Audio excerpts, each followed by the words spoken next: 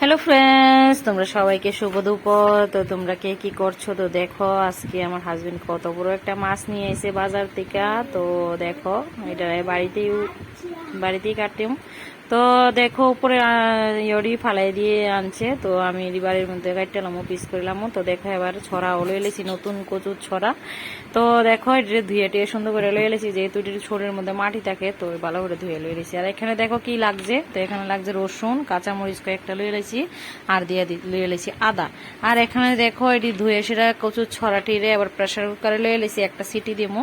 তো এখানে মাছটিও আমার কাটাটা কমপ্লিট হয়ে গেছে, ধোয়াটাও কমপ্লিট হয়ে গেছে। আর এখানে দেখো মাছটার মধ্যে কতটি ডিম হয়েছে। তো এবার মাছটি দিয়া ছড়া দিয়ে সেটা তো এবার ঝোল রান্না করুম। তো তোমরা দেখতে থাকো কিভাবে রান্না করি। তো তোমরা কিভাবে রান্না করো কমেন্ট করে জানাইবা। তো হলুদ লবণ দিয়ে দিলাম মাছটির মধ্যে, দিয়া কড়াইয়ের মধ্যে দিয়ে সেটা কড়াইয়ের মধ্যে দিয়ে একটা একটা করে মাছটিরে সবটিরে সুন্দর করে ভাজলাম। তো দেখো এখানে ছড়াটিও আমার সিদ্ধ হয়ে গেছে, একটা সিটি দিয়ে নামাইছি, বেশি সিটি দিলে আবার নরম হয়ে যাবো। তো এখানে মাছও আমার ভাজি হয়ে গেছে, মাছ নামাইছি। আর এখানে মাথাটা ছিল বাজার বাকি, তো মাথাটারও এই যে ভাগে ভাজি চালাইছি। আর এখানে দেখো ছড়াটিরে আলুর মতন সিদ্ধ করে চুলাই লাইছি, চুলাই এসে এবার মাঝখান দিয়ে একটু টুকরা করে দেবো।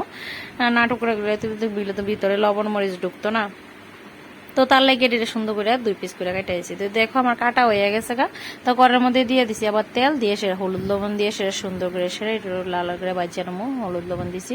তো দিয়া দেখো হলুদ লবণ দিয়ে সেটা সুন্দর করে একটু বাজিয়ালামো। তো বেশি সিদ্ধ করলে কিন্তু আবার গইলা যাবো গা, তো আমি একটা সিটি দিছি, বেশি সিটি দিলে নরম হয়ে যাবো একদম, তরকারিটা খাইতে ভালো লাগতো না। তো এখানে আমি দেখো আদা, পরে জিরার গুঁড়া, ধনিয়ার গুঁড়া, মরিচের গুঁড়া লয়ে লিছি, আর একটু কাঁচামরিচ 2-3টা কাঁচামরিচ একটু বাইটে লয়ে লিছি। আর এখানে মশলাটা আমার কমপ্লিট হয়ে গেছে। দেখো এখন ছড়াটিও একদম মানে পুরা ঝরঝরে করে বাজার করে লাইতেছি, একটা লাগছে না। তো দেখো এবার কড়াইয়ের মধ্যে দিয়ে দিছি তেজপাতা, দিয়ে সেটা দিয়ে দেবো 5 সোমবারি।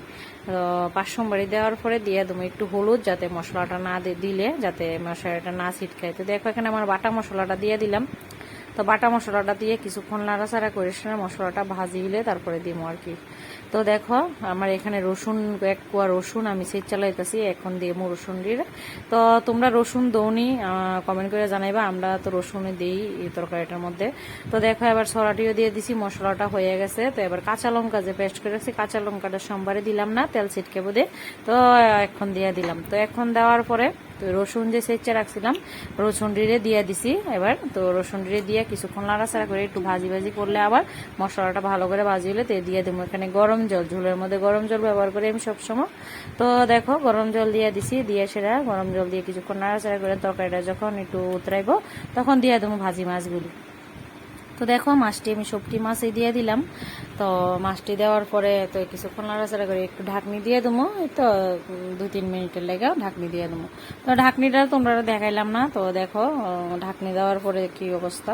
তো ঢাকনি দেওয়া এসে তারপরে তরকারিটা লামাই সেটা এই তরকারির এমন কালারটা এসে দেখতে কত খুব সুন্দর। তো এই ভিডিওটা দেখার লাগে অনেক অনেক